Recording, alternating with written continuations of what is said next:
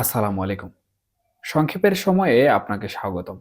বিজ্ঞানে একটি সূত্র রয়েছে। সেই সূত্রটি হচ্ছে প্রত্যেক ক্রিয়ারই একটি সমান ও বিপরীত প্রতিক্রিয়া রয়েছে। এবং সেই সূত্রটি শুধুমাত্র যে বিজ্ঞানের ক্ষেত্রে প্রযোজ্য তা কিন্তু নয়, বরঞ্চ আমাদের ব্যক্তিজীবন, পারিবারিক জীবন, এমনকি সামাজিক থেকে শুরু করে রাজনৈতিক যে জীবন রয়েছে সেই জীবনেও কিন্তু নানাভাবে প্রভাব বিস্তার করে থাকে। তবে আমি এই সূত্র নিয়ে কোনো কথা বলব না। বরঞ্চ এই সূত্র কিভাবে আমাদের রাজনীতিতে বর্তমানে প্রভাব বিস্তার করছে সেই বিষয়ে সংক্ষেপে অল্প একটু কথা বলব। সম্প্রতি আমরা লক্ষ্য করলাম বা দেখলাম সামাজিক যোগাযোগ মাধ্যমে একটি ভিডিও ফুটেজ বেশ ঢালাওভাবে ভাইরাল হয়েছে। এবং সেটি হচ্ছে সমন্বয়ক যিনি ছিলেন বৈষম্য বিরোধী ছাত্র আন্দোলনের ছাত্র নেতাদের মধ্যে অন্যতম সমন্বয়ক সার্জিস আলম। তাদের কিন্তু সম্প্রতি রাজনৈতিক দলও গঠন হয়েছে। এবং সেখানে একটি গুরুত্বপূর্ণ পদেও রয়েছেন। তবে আমি সেদিকে যাচ্ছি না। আমি প্রকৃতপক্ষে সার্জিস আলম যখন সমন্বয়ে ছিলেন, তখন উনার বা সেই সার্জিস আলমের যে সম্মান ছিল, সেই সম্মানের কথাটা আমি মনে করিয়ে দিতে চাচ্ছি।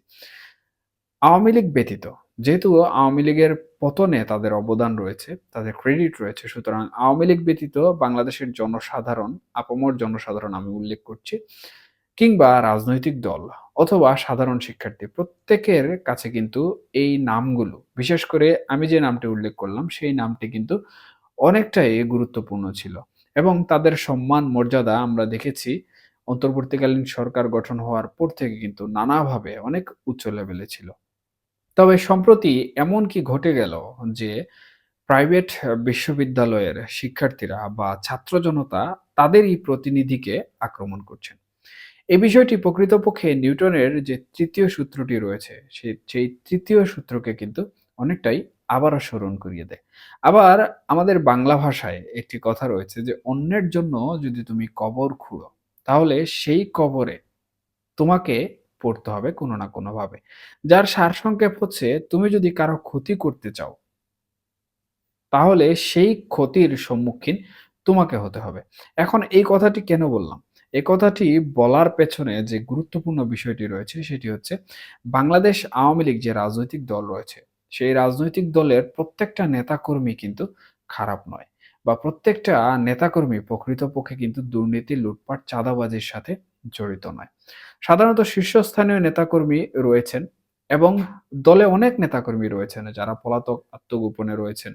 অথবা শীর্ষস্থানীয় নেতৃবৃন্দ থেকে শুরু করে তৃণমূল পর্যায়ের অনেক নেতাকর্মী রয়েছেন যারা বিভিন্ন ধরনের অসাধু কর্মকাণ্ডের সাথে জড়িত।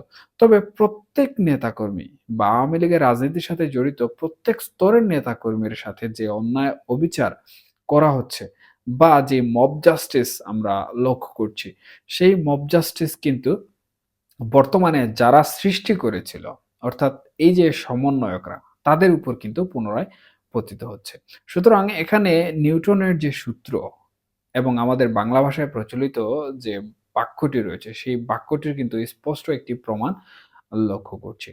এবং এই যে ঘুরে ফিরে নিজের উপরে পতিত হওয়া, এটি কিন্তু ক্রমবর্ধমান হিসেবে প্রকৃতির একটি নিয়মে ঘুরে ফিরে সবার কাছে আসতে থাকে। সুতরাং এমন কিছু করা প্রকৃতপক্ষে আমি মনে করি না যে ওইটি ভালো, যেটি আবার নিজের উপরই এসে প্রভাব বিস্তার করে।